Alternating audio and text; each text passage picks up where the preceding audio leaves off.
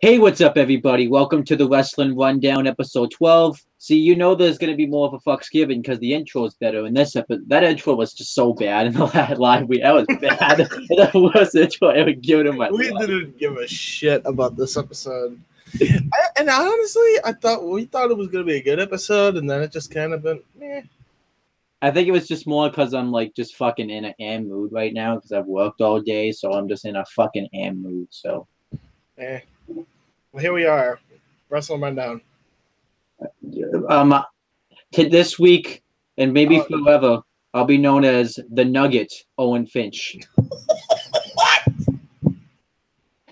No, the Nugget, Owen Finch.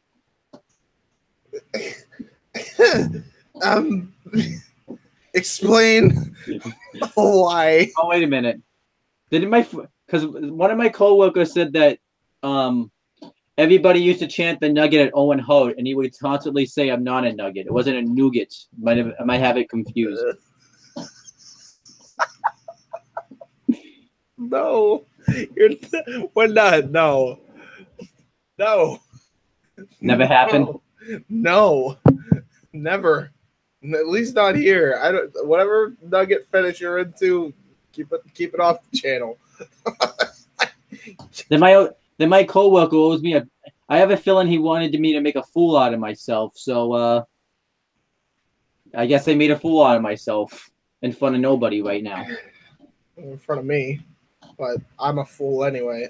Speaking of fools, hi. I'm the autistic spokesperson, James the Heatman Hebert. I denied that nickname last week, but because of what happened this week, I'll allow it. Yes, let's do this. All right, so we're gonna give. All right, so no, it was autism awareness. You banned last week, I think, because I think that's what you banned last week. Anyway, it doesn't matter. Hi, welcome to the show. We're and the funny thing is I have it too, and I banned it. I banned autism awareness, and that just shows you right there that how much of a shit I give about my own disability that I banned Autism Awareness Month off the channel. I have done my disability a disservice. Oh, Jesus. So if I did it a disservice, does that mean I did it a service because they both have the word dis in there? Oh, Jesus. What happened? Wow. What the fuck? What happened?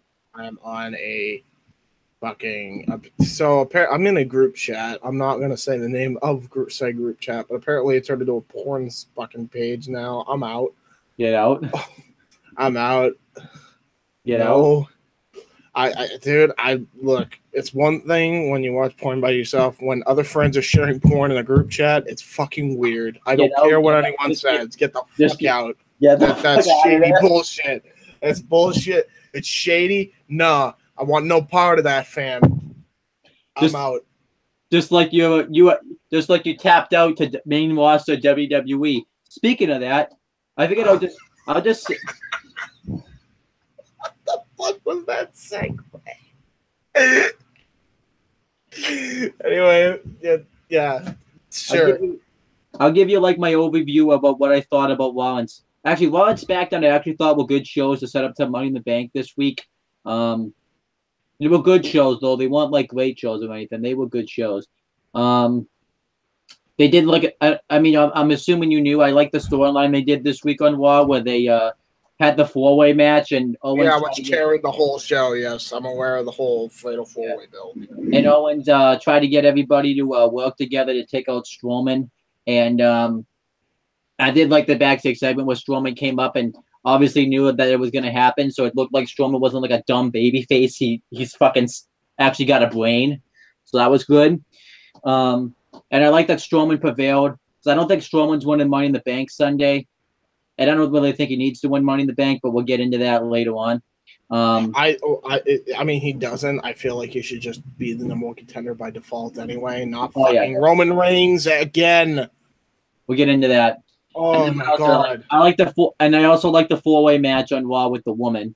That was good. And then there was I thought Ronda Rousey had a good showing on the mic this week. That was the best promo I think she's cut in the WWE. That was pretty good. There was something else.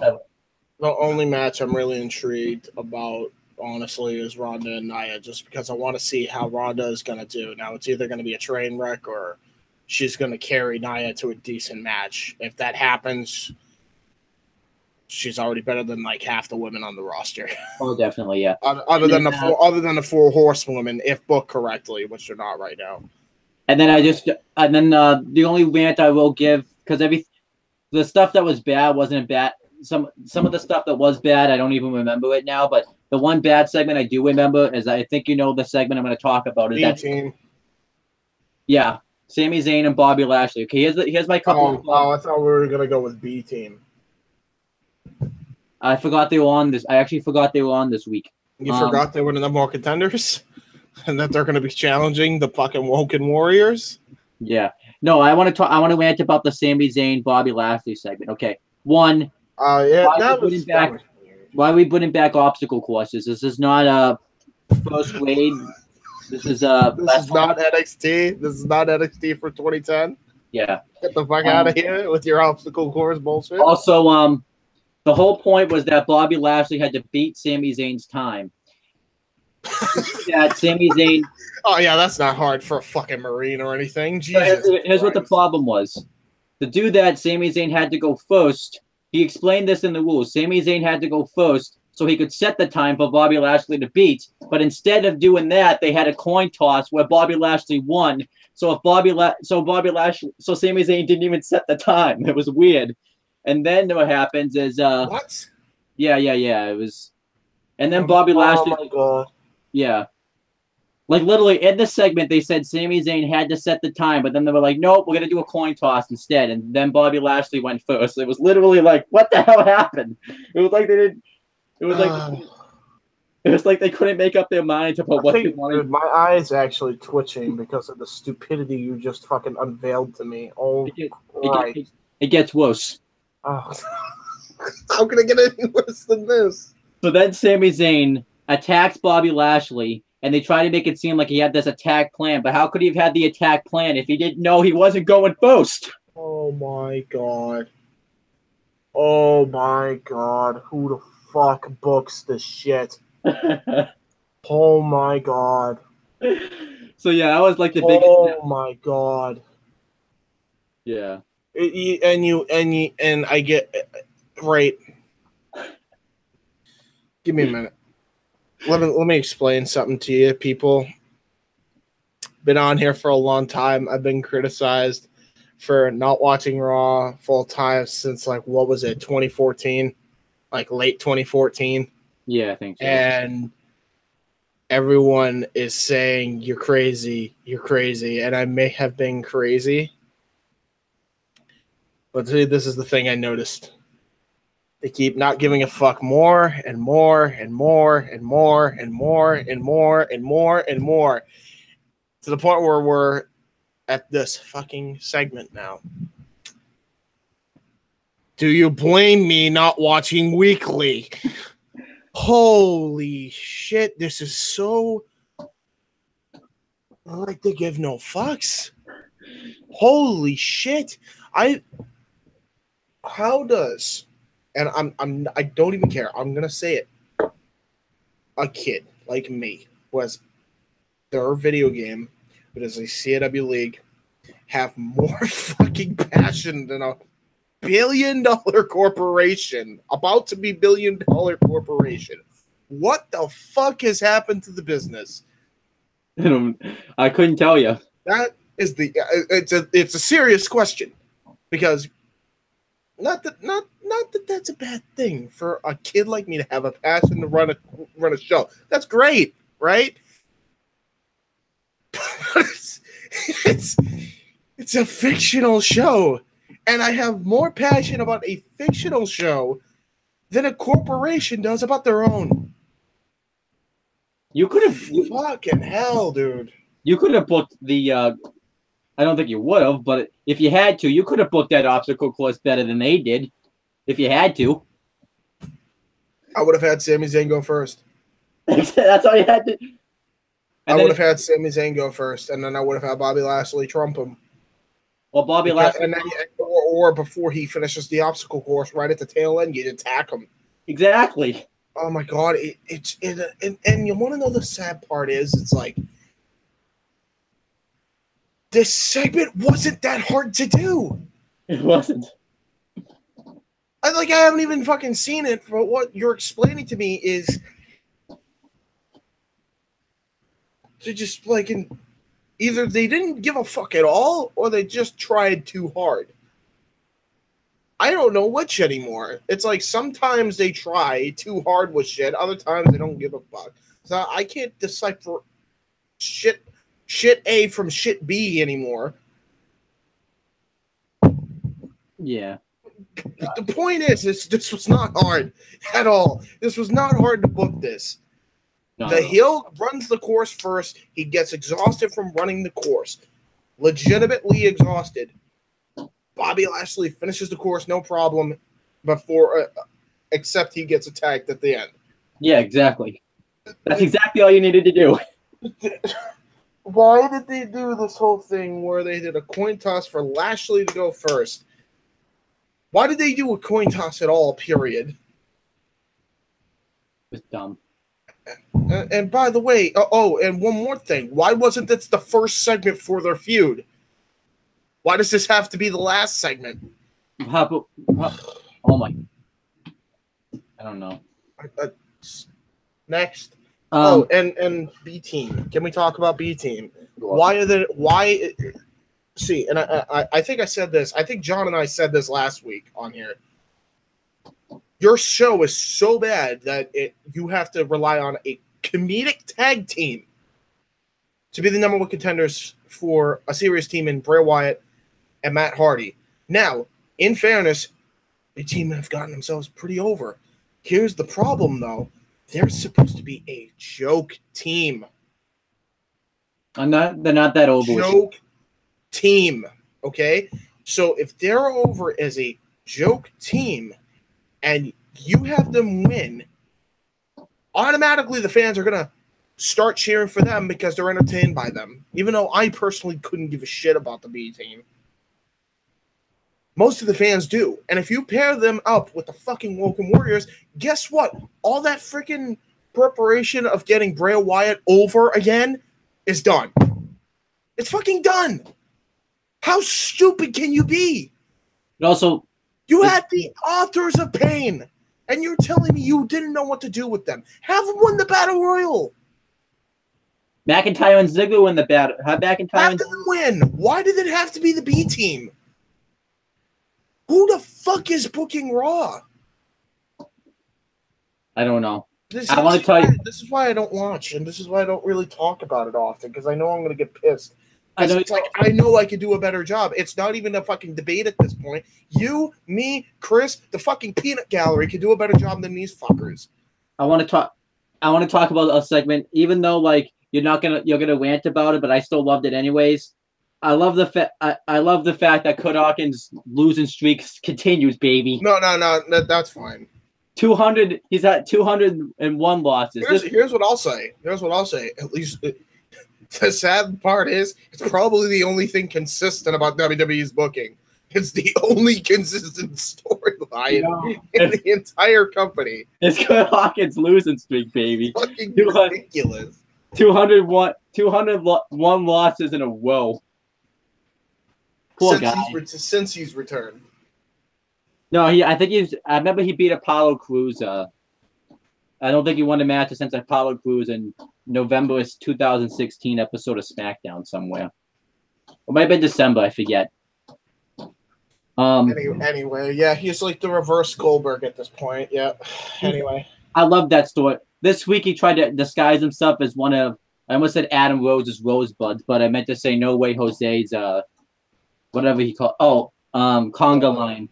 And he tried to roll him up to get a win, but it didn't work. Poor guy. I think every week we need to give a congratulations, the good college try from Kurt Hawkins. Good college. Let's see if he can get a win next week. He should be on Raw every week now.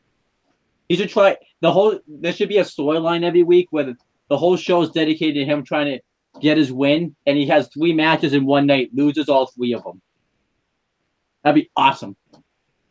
He needs to win. I mean, it's it's entertaining. About the only entertaining thing about WWE right now, but yeah, it's entertaining. They need to do the OTLS Central storyline where you saw how I'm booked this, right? Where they have like a heel world champion get to choose his opponent, and they pick Kurt Hawkins, and he ends up winning the title. That would be awesome. I mean, I know you could say it. Sure. All right, look, if it's not the world title. Come on, if Jinder Mahal can be a world champion, why can't Kurt Hawkins? Same reasons why people didn't want Jinder Mahal as champion. At least his if he beats Brock Lesnar, they're gonna lose. You know that you can't defend that. Well, it doesn't have to be. You cannot defend that. Like, fine, mid card, sure.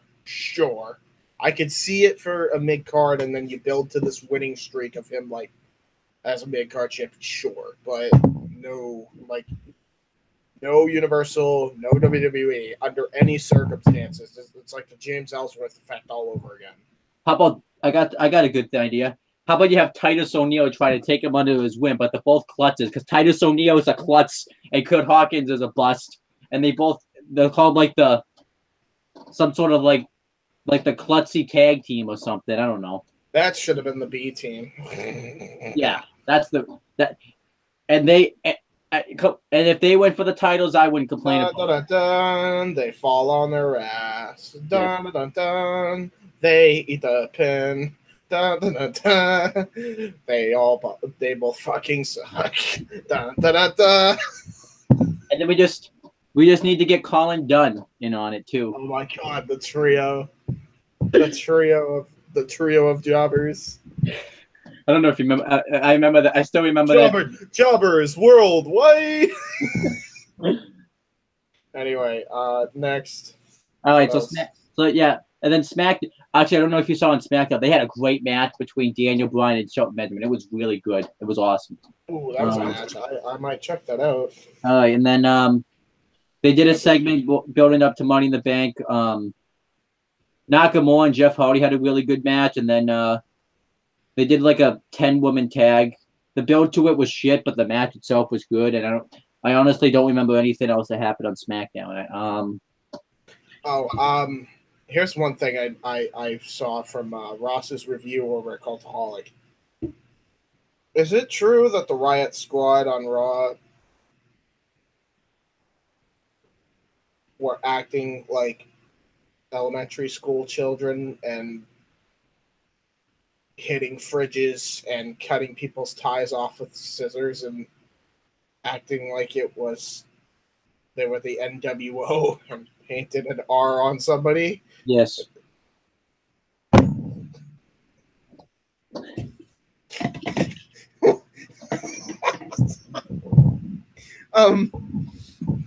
Okay. You have to rant about this, don't you? Yes, I do. Let me explain why this is not good at all. See, the first thing you don't do is give them a freaking spray paint bottle and make them the NWO. But if you were going to do that, you go all in. No pun intended to all in. You don't have them hit fridges because it's funny. You don't have them cut Stan's ties off because it's funny. You do what Nash did and what Hall did, which was bludgeon everybody. Hey, you know what? One of the most memorable moments in the NWO angle was when fucking Kevin Nash darted Rey Mysterio's head first into a trailer. Yep. You know what people aren't going to remember from the Riot Squad, unless it's like a fucking meme, for cutting the tie off somebody. Guarantee you, either they're going to treat that as a meme. I didn't treat it as a memorable moment. I didn't even remember when it happened this week. Boy. Although I forget a lot of things though, but that's besides the point. No. Don't discredit yourself because you remember a lot more than you give yourself credit for. If the WWE is that bad to the point where you can't remember something, that's a problem. I'm sorry. Period. That's bad. Because like you remember everything usually, so the fact that I know more about it and I had to explain how that was stupid. Yeah. What else happened? Well, I just gave all the main rosters except 205 Live in it. We'll get into that. Well, hold on. What happened? What happened on SmackDown? You said, was there any like bad segments on it? I'm sure there Everything was. Paige did a SmackDown GM. Paige as a SmackDown GM is a fail. It's not even Paige's fault. I know I gave her shit on live reactions, right? Um, After seeing like what a Drake Maverick can do and a William Regal can do as characters, it's like you got freaking like right on the Raw side you have Kurt Angle who is fucking bossed around by Constable Corbin, Stephanie McMahon in the fucking peanut gallery, and Yeah. then friggin' it's like Paige is like kind of the same way under the it's like she's under the tutelage of Shane McMahon or whatever, who's not even shown up really that much since Paige took over, and like she's like right during the contract signing, AJ slaps Nakamura. She's like, AJ, what are you doing? And Yeah. it's like no repercussions. Yeah, nothing. Not what like oh, no security. I mean, you kind of had security, but like, how did they not see that slap coming when AJ stood up off his chair? Look. Anyway, it just right. The biggest issue with general managers on the main roster is they look like bitches. And if that's the fucking case, yeah, might as well just bring back the fucking authority because at least they didn't take shit from people. Oh, definitely not. Yeah. Um,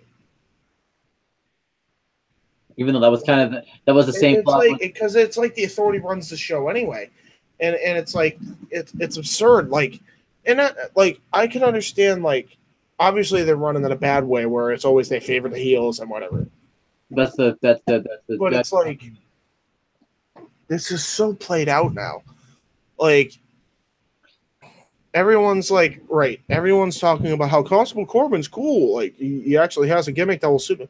No, it fucking isn't. very cool. Like I'm gonna keep saying here's one fucking thing I'll say too. Corbin's an asshole, right? He's an asshole heel. Therefore, why didn't we pair him up with a babyface and do a hair versus hair match and get some fucking money out of this, and then have his head shaved, and then he can go to the Constable Corbin gimmick? Because that dude, it's just like it's like you bring him in and then you fucking just have him shave his head, and as if he's not.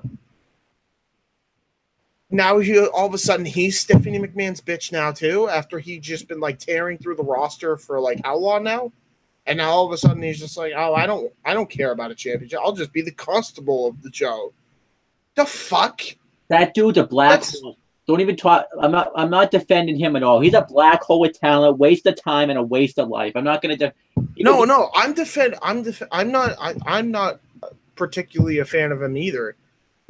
But if you were going to go down this road, there's still some potential money you can make by having him lose a match and having his head shaved.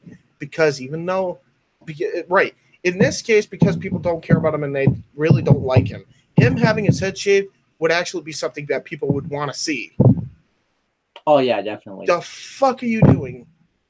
Just having him shave his head for no reason. It's stupid.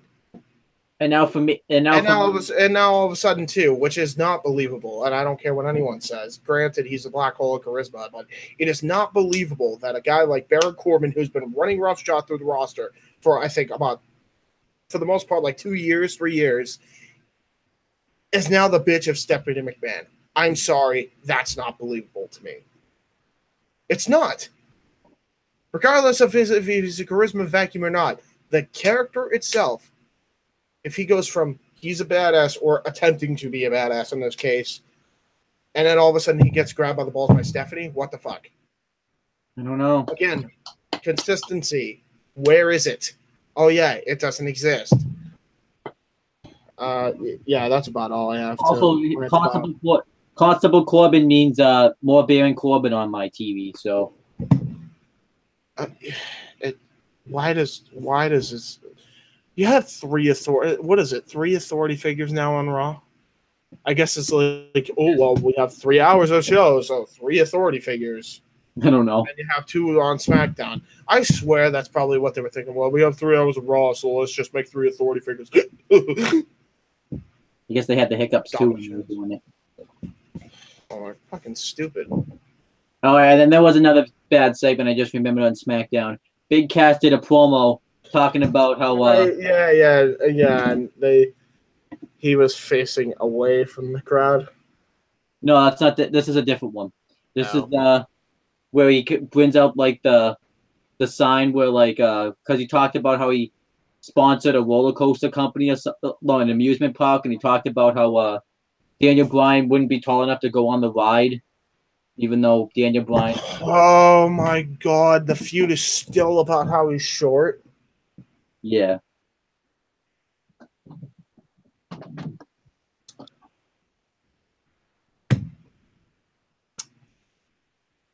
Yeah. You know that Daniel Bryan re-signing? Keep putting him in storylines like this. He ain't doing it.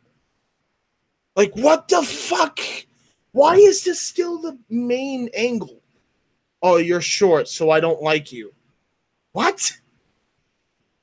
It's weird.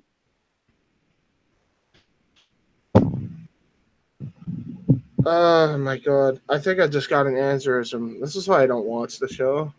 All right, now let's review 205 Live that we just watched. That was all right. It wasn't like anything special, but right. From what this is like 10 times better than the fucking main roster right now. I'll tell you that. Jesus, I don't and this is technically main roster, but it's better. Oh, definitely. That 6-man tag with Lucha House Party versus Kendrick Gallagher and Gulak was a really good match. Really good match. I'm surprised it opened the show. We kind of memed it a little bit because the referee, I'm sure, he didn't actually show favoritism, but we did the whole thing where, oh, come on. Yeah. Showed favoritism because of the roll up. Watch 205 Live. You know what we're talking about. Yeah.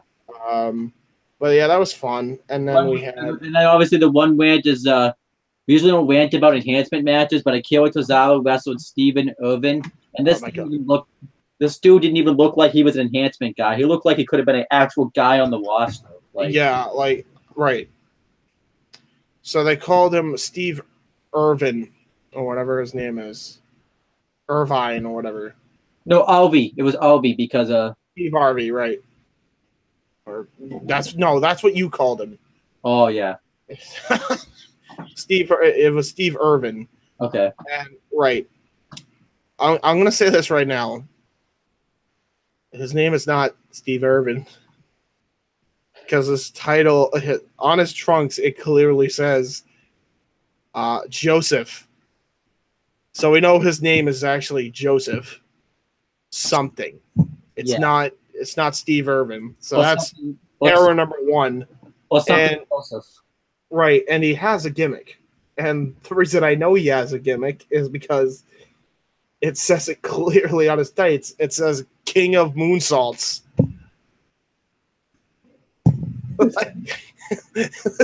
So,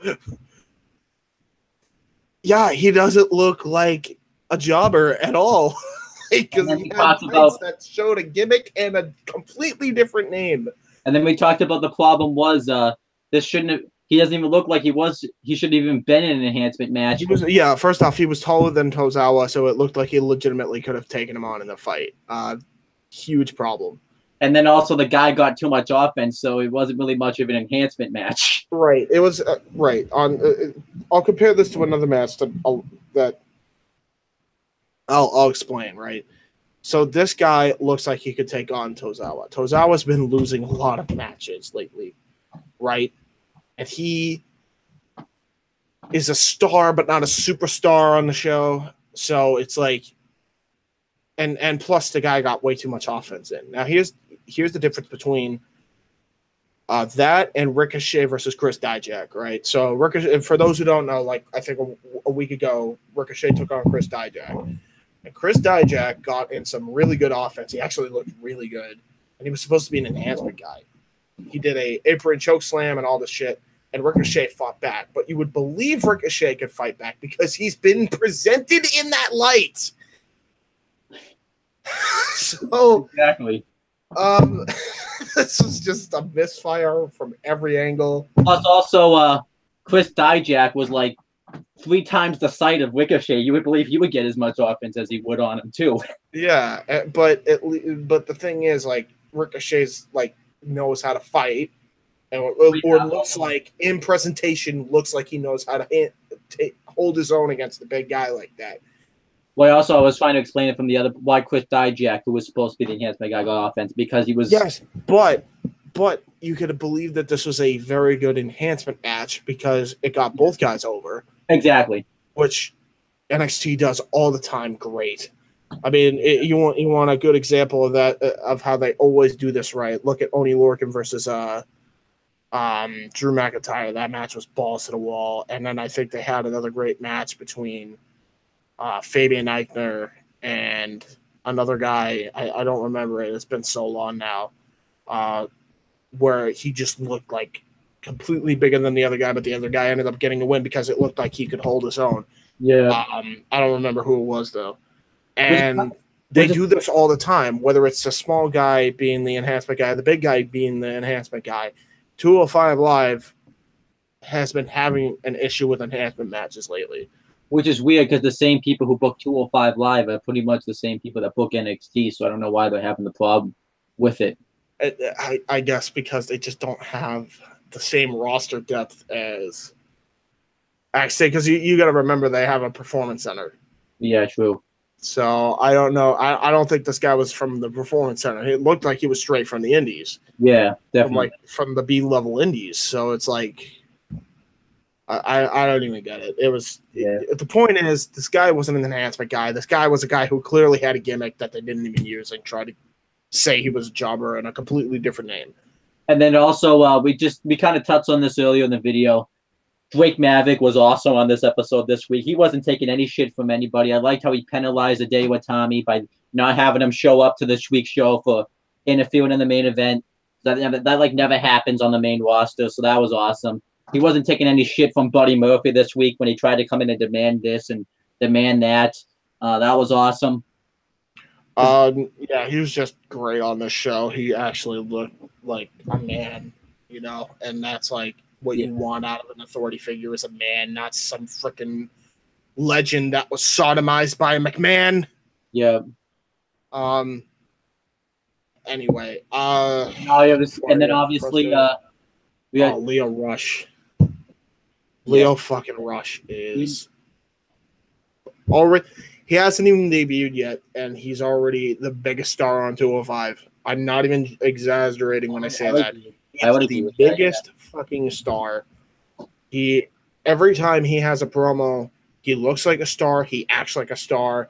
He has that attitude about him. He's just fucking fantastic. Every time he has a promo, he is money. He's fucking money. Never like when I first saw that Leo Rush was in the package, I'm like, what? And then he started cutting the promo, and I went from what to holy shit, this guy just nailed it out of the park. Oh, because he hasn't been in WWE that long, right? It's only been like what, since last fall? Yes. Yeah, he's only been in right. Ready for this? I don't know if you know this, but Ricochet and him got into a beef. And people are like, "Oh, this looks real. This looks real. It looks like they don't like each other." No, that's bullshit. They're actually friends. It could be a work. This is a work.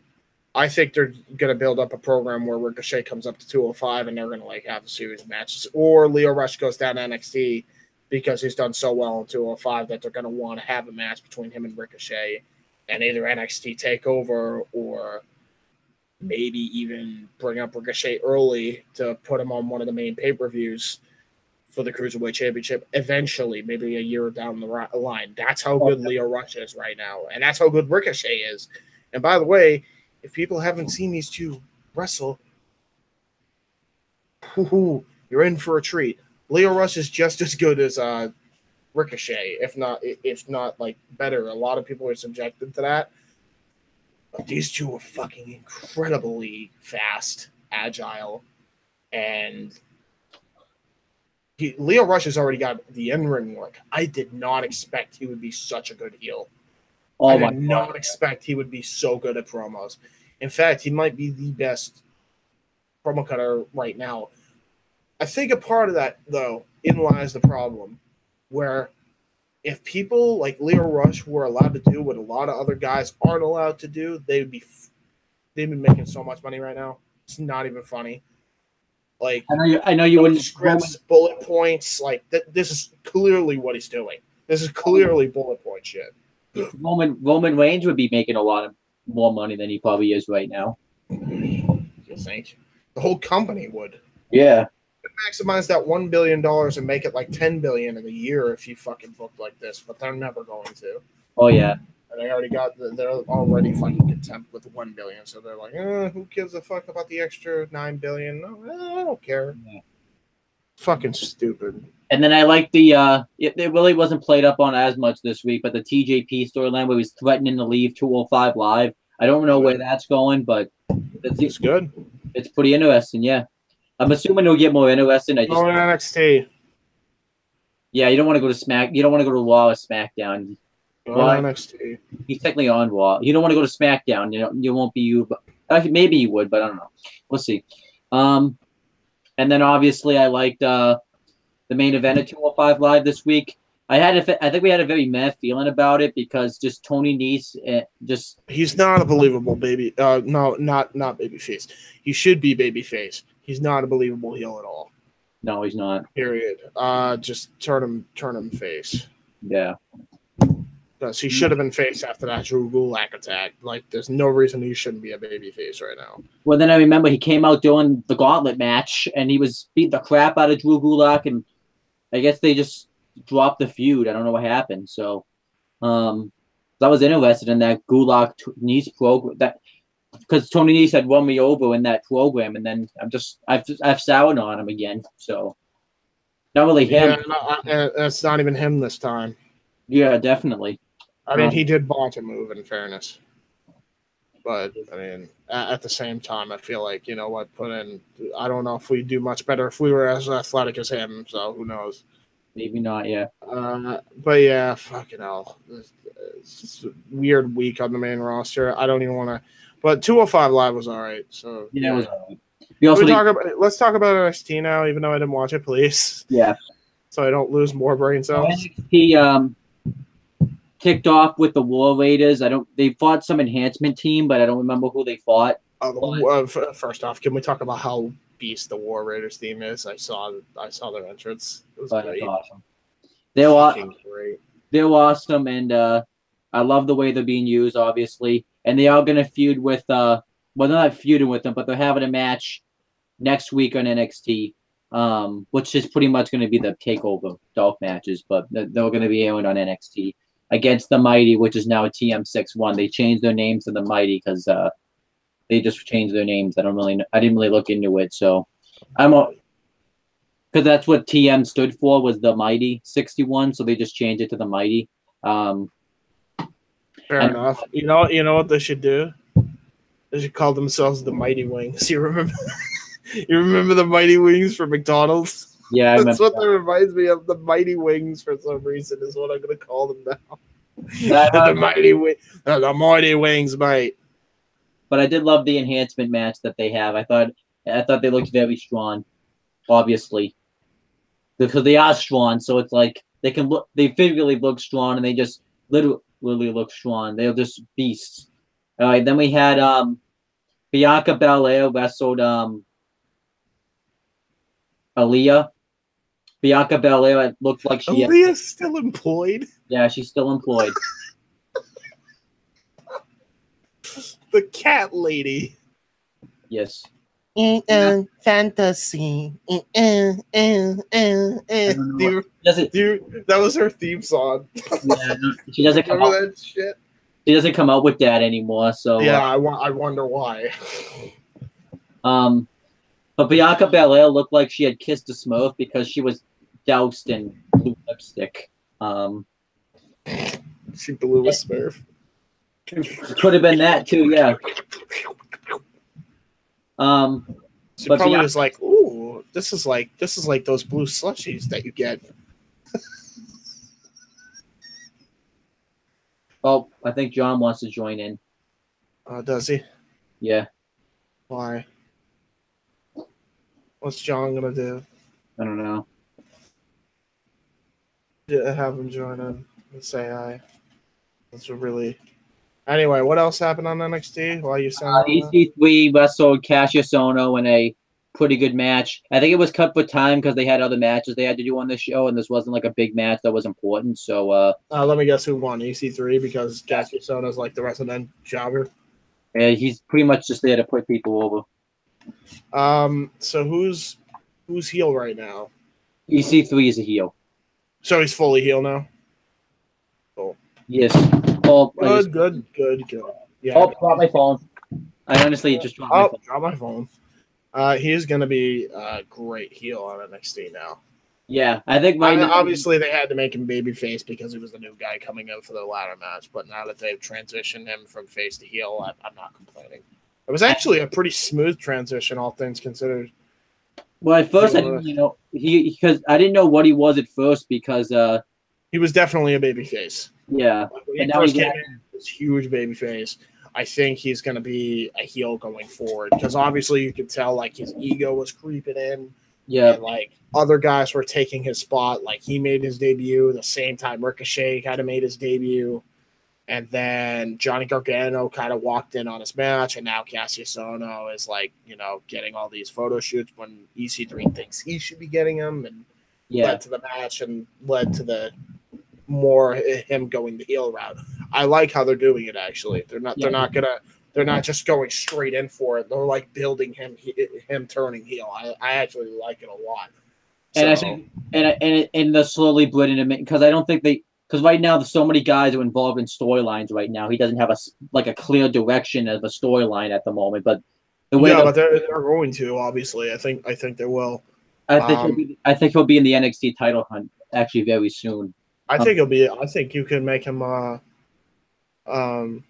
Yeah, you could definitely have him be in the NXT title hunt because he's more of a big time superstar, and I also think you can do this where it's like, I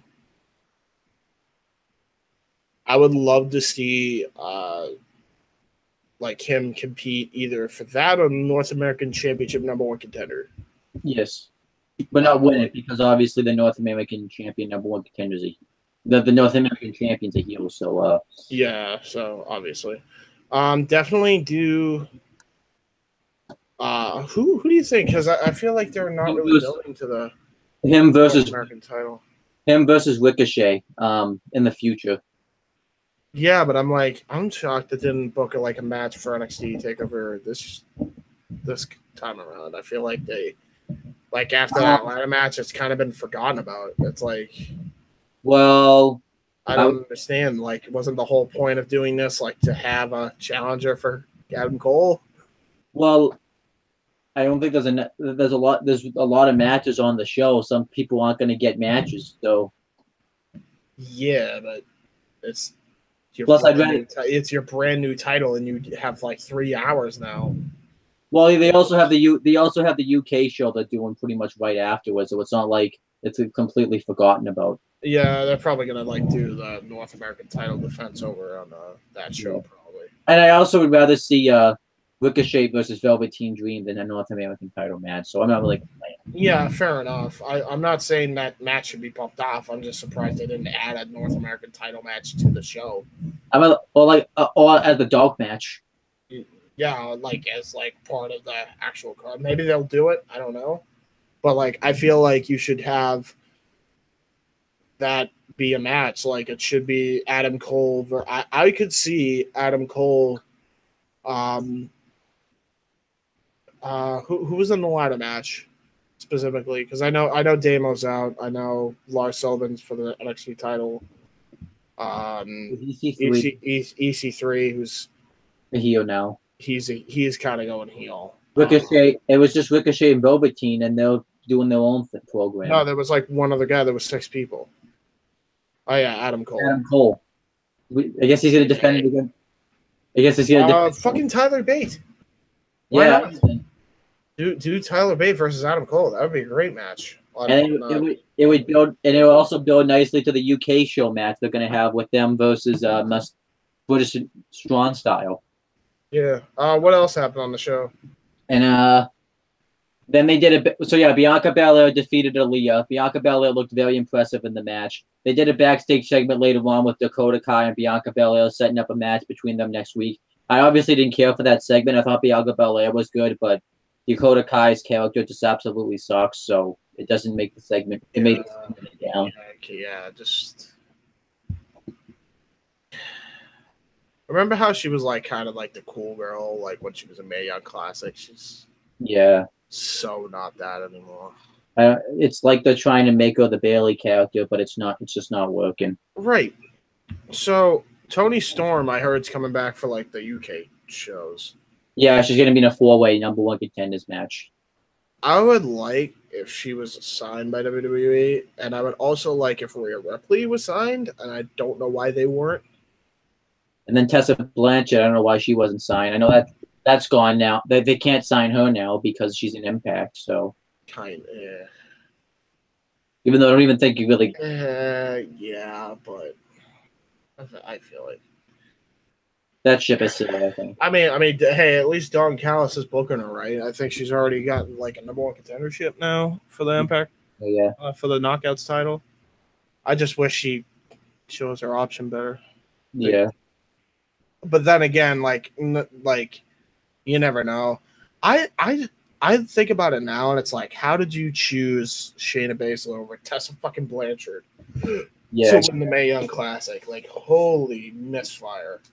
Especially too because of the match that her and Kairi Sane had together too. That match was the best match of the whole tournament. It really was. There was no other match that could top that. Yeah, and that's pretty bad.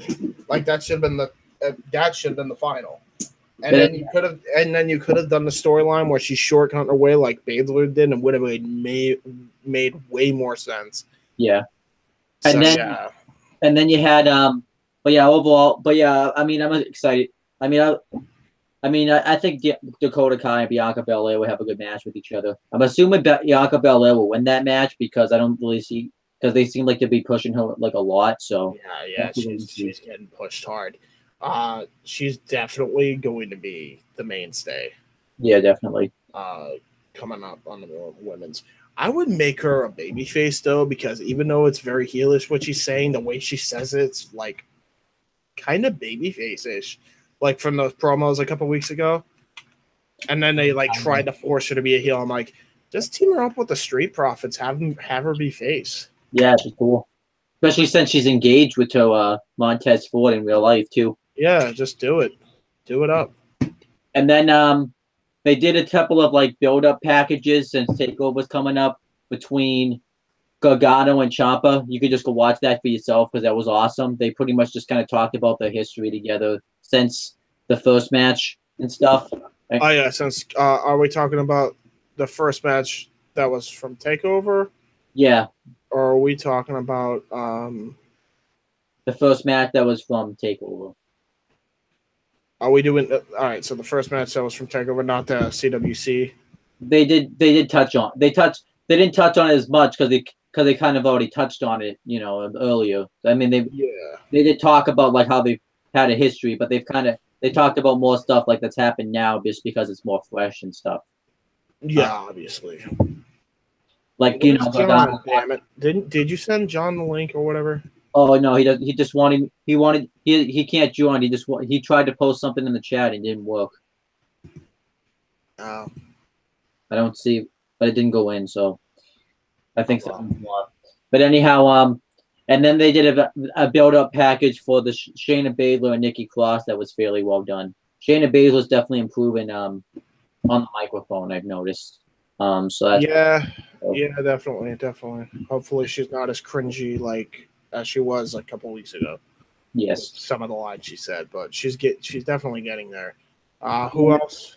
And then Or what else? They had the UK title match between Pete Dunne and Kyle O'Reilly. That match was great. It was a very obviously there was a very submission-based match, but they did have some hard-hitting stuff in it, but I still thought it was a great match. Pete Dunne obviously retained his title because, he's going into Royal Albert Hall. He probably won't lose the title either until that. I don't even see him losing the title at that show anyway. So, well, it depends. It would be shocking. I mean, it depends on who wins, though. Yeah, like if it's like someone that they're not going to sign, I don't see him. Although I do. We'll talk about that when it gets closer. I do question if he's had this long title reign, why he would lose it to some guy that just debuted. That would just be. I feel like it should be at a bigger stage, but unless Undisputed Era cost him the title, but that would be interesting.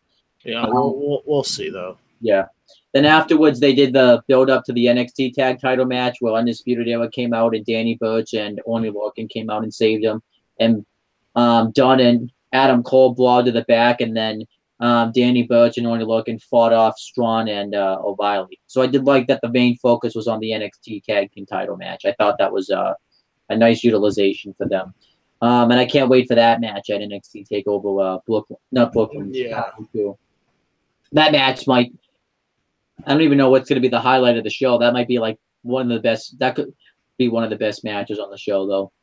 Really, you can make an argument for any of those, any match on that show being one of the best matches. So, and then pretty much the main event segment was Aleister Black and Lars Sullivan. And Lars Sullivan pretty much just manhandled Aleister Black again and laid him out with, I think, 3 freak accidents and hold up the NXT title. And Lars Sullivan looked really strong in that segment. So I don't know if that means he's winning the title or not. So we'll have to wait and see.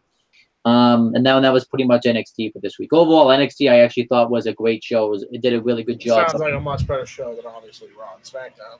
Yes, but that's nothing new anyway. So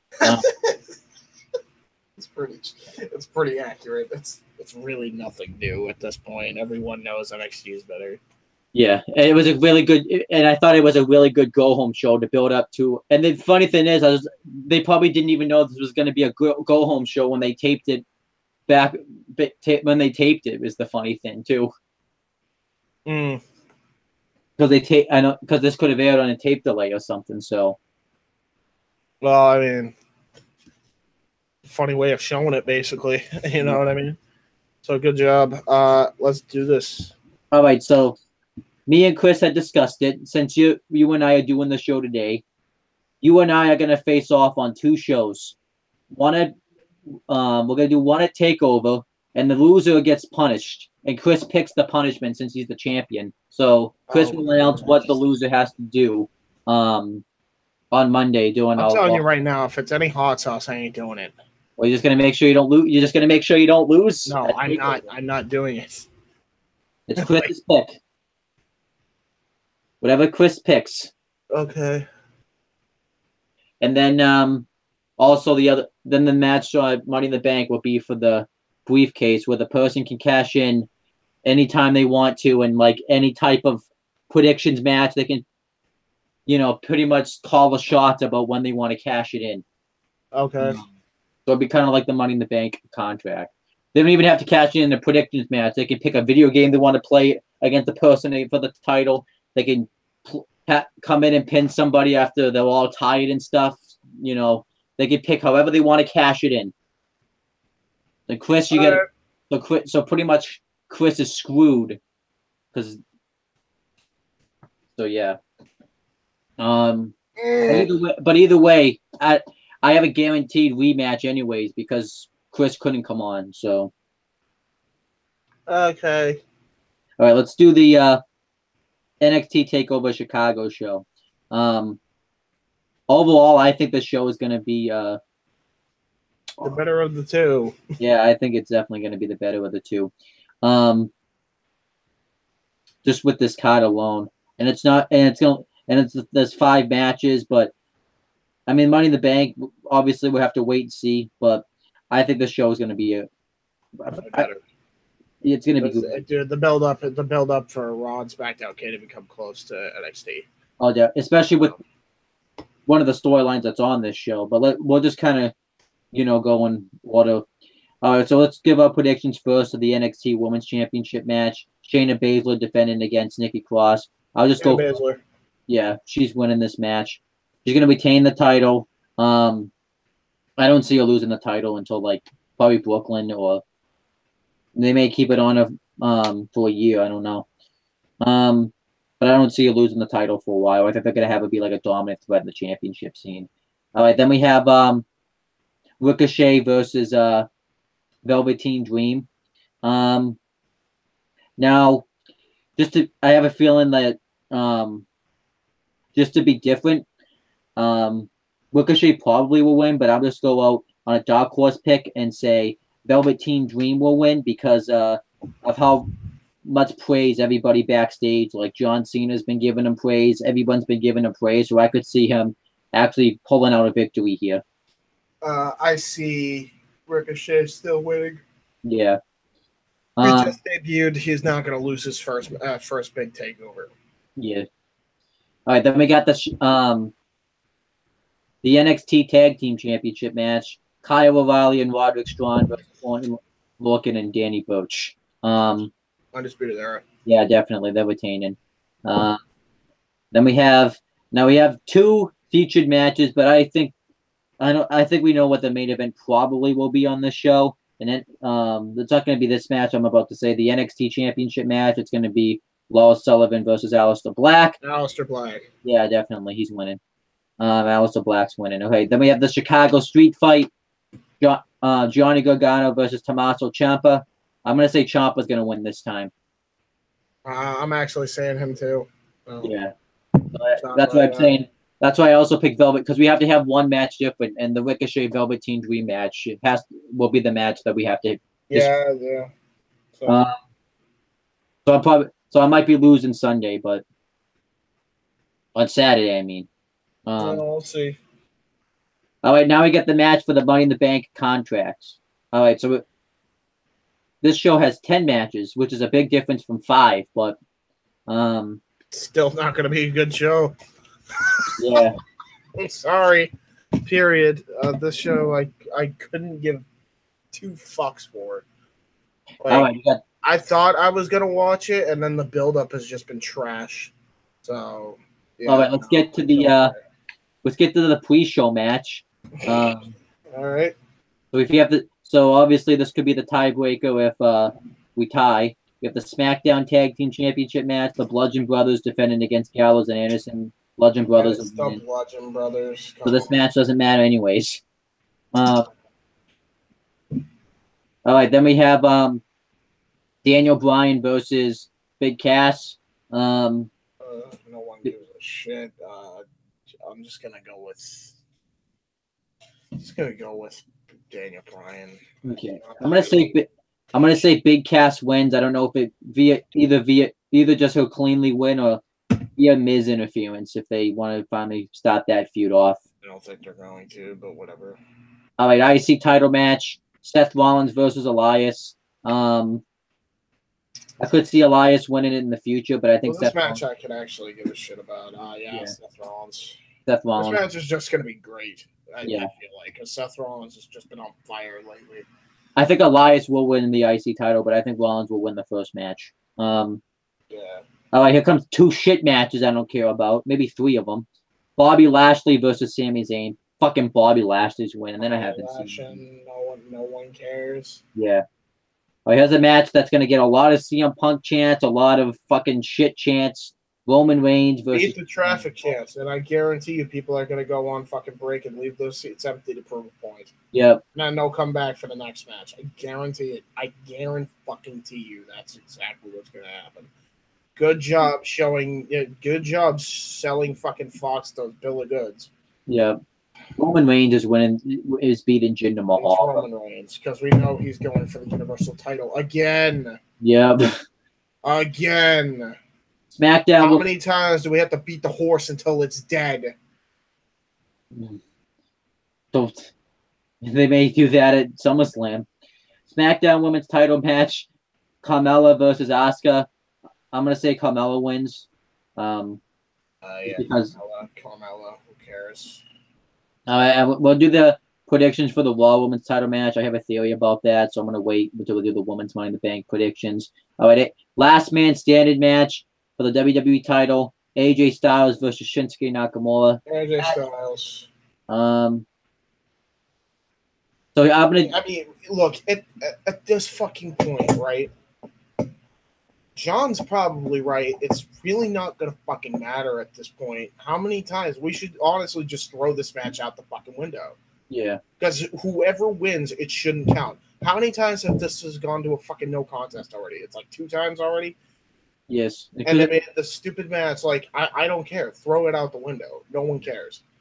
We're probably gonna pick AJ anyway because we know Shinsuke ain't getting the strap. We know. Actually, I am picking Nakamura to get the strap. I've been picking it for 2 matches now, and I'm picking it now. And if he doesn't, we won't throw it out. But I see it getting thrown out. AJ's probably winning. Yeah, I think Nakamura might win. Or it's going to be a no contest again, because they can do the same finish they did. They forget they can do the same. They could literally have the exact same finish at Backlash because they had the exact same finish. I'm telling you this right now, and you will never dispute this with me again if they actually do this. If they go to another no contest again, by default they are worse than TNA. Period. By default, because TNA did this twice with Ken Anderson and Rob Van Dam, and people hated it. They fucking hated it. They do it here. They're worse than TNA when it comes to matches. Being consistent. All right. The only thing they'd have to do to completely trump TNA at that point is have somebody drugged out and get pinned. But until that happens, Well, both of them. Match quality, it's never going to matter again on the main roster because no one's going to care because they know the match is going to end in no contest or have that period between. Actually, after that, another way, is if both guys drug out, not one of them, both of them. Yeah. I mean, I feel like you'd have to be on drugs to work at WWE anyway right now. So, all right, next. Women's Money in the Bank match. I'll just say it. Ember Moon versus Charlotte Flair versus Alexa Bliss versus Becky Lynch versus Natalya versus Lana versus Naomi versus Sasha Banks. Picking Natalya.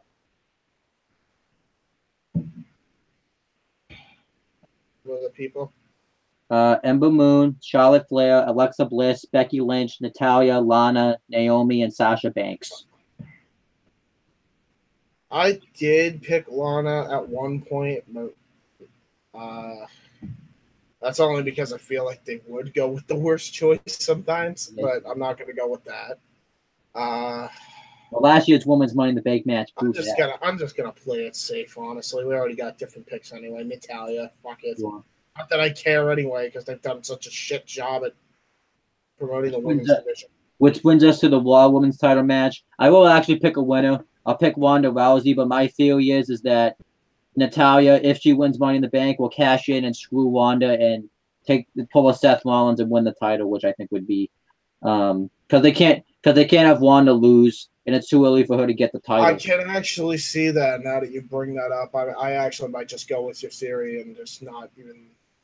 So yeah, I think the match. I think it could be a Seth Rollins full on. Yeah. I think the match will be, thrown. Honestly, we could probably, if it happens, then it's going to be thrown out. So I'll just pick Ronda too because I think your theory is actually spot on now that you're saying it.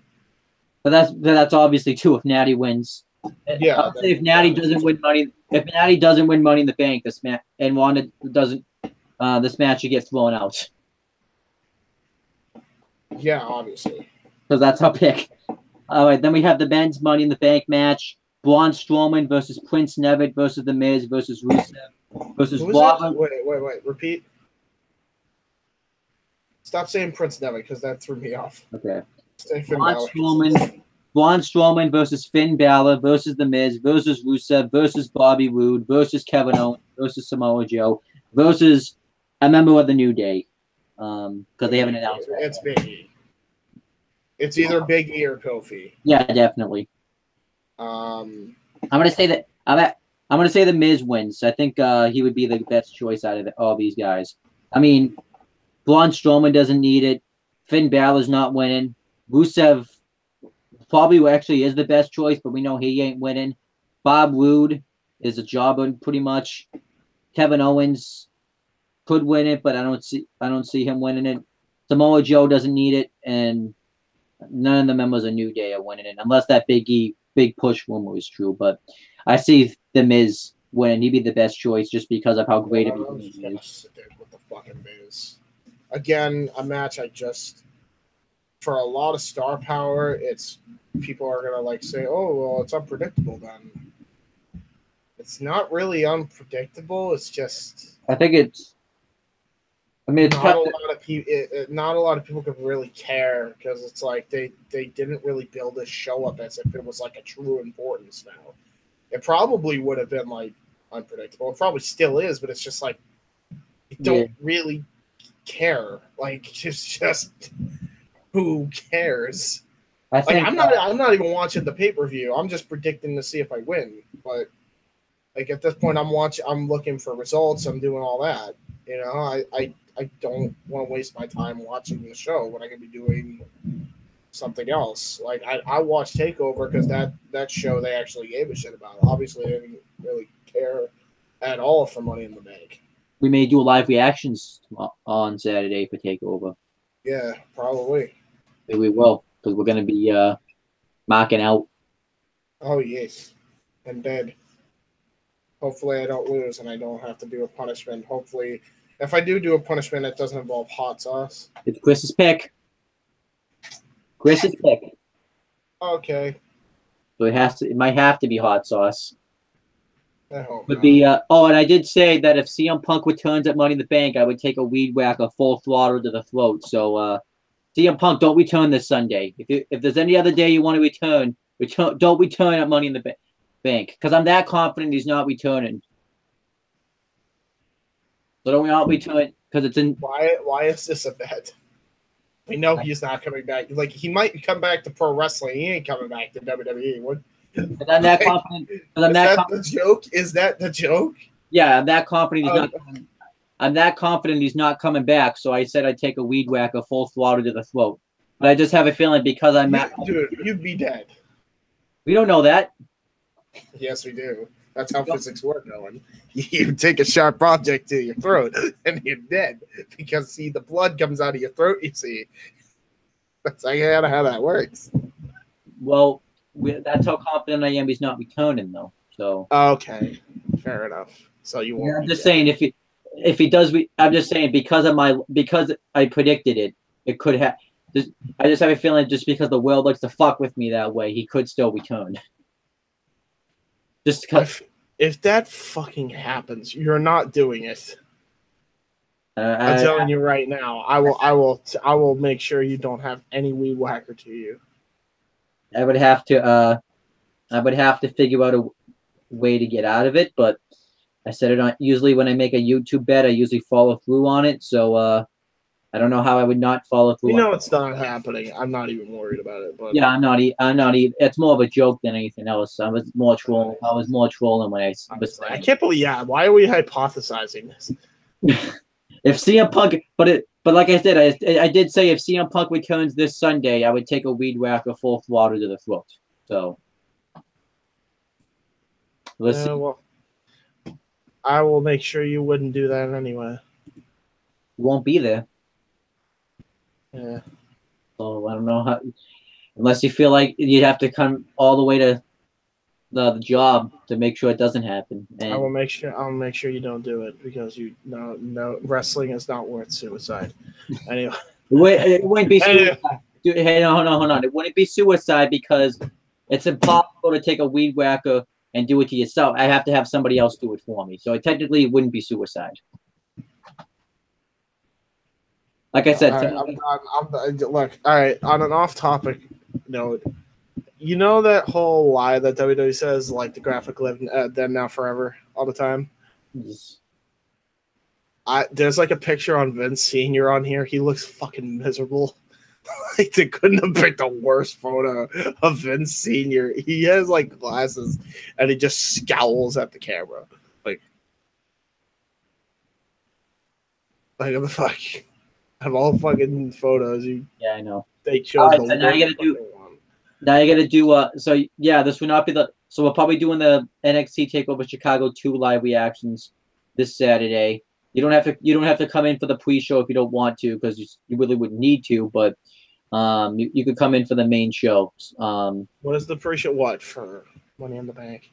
No, Takeover Chicago 2. I'm not doing Money in the Bank. The pre-show. Yeah, I'm probably not gonna watch the pre-show. Actually, I might because actually NXT Takeover pre-shows are usually Yeah, that's like awesome. good. They're But actually good. But I do have to let you know the next set of videos that we probably have coming up will be the UK Championship Tournament first round. We're gonna get those live reactions out next weekend. They will be very, very late, but that's just the best time we can do it. So What was it? Wait, what are we doing for live reactions? Sorry. next weekend will be the first round of the UK Championship Tournament. Right, yeah. Whenever we get to that. And then at some point, I'm finally at those hour wait shows. So where they have the matches you were actually there for. What happened is I watched the other two shows. They were on tape delay in Chicago, so now I'm at the shows that were back in Lowell, Massachusetts. I don't know what happened, but whatever. Gotcha. Okay. Well, how was I? I was pretty. Well, I haven't started watching them yet because I've been too tired. But okay. Well, whenever I'm on them, let me know because that'd be fun to relive. yes, and I'll let you know. You'll see me freaking chant "You deserve it" at Cody at one of them. I'm sure. Is the 2 out of 3? By the way, is the 2 out of 3 falls match also is that in Lowell or? Yeah, that's all. Yeah, that's in Lowell. Okay, so and that's probably the last match that was in Lowell then. Yes. Okay. All right, so plug your stuff, and then I'll plug my stuff, and then I'll leave. We'll all leave, and then I'm gonna go to bed. I don't blame you. You guys can check out Women's Youth Wrestling. A lot of content being posted on the channel as of right now.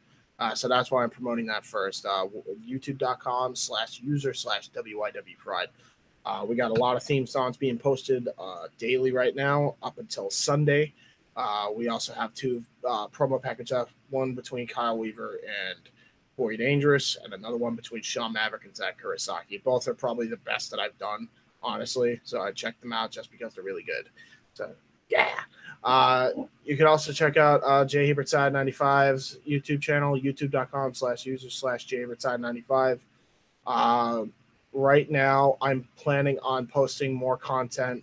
I just don't know when I'm going to get to it because I'm focused a lot on school and the show. So we'll see what happens. But yeah, subscribe anyway. And also follow me on Twitter at JHebertside95 and check me out on Grapple Vision every Saturday whenever we do one. Saturday Night Myers. And I'm also here for the Wrestling Rundown like today. Yay! We'll do a wrestling rundown tomorrow too, so we can just review Takeover like right afterwards. That's also hit the fucking bell. Yep. Bell, and then make sure you guys subscribe to CM Brothers and Owen the Talkinator, and also bell. Got to get you on a SpongeBob review. We still haven't done that yet. Yeah, sure. And also, subscribe to your channel too. You didn't tell them to subscribe to Wrestling Points before. Well, because you said the rundown and hit bell, so yeah. Well, hit the bell anyway. Again, yeah. And the bell, like hit it like 300 times if you have to.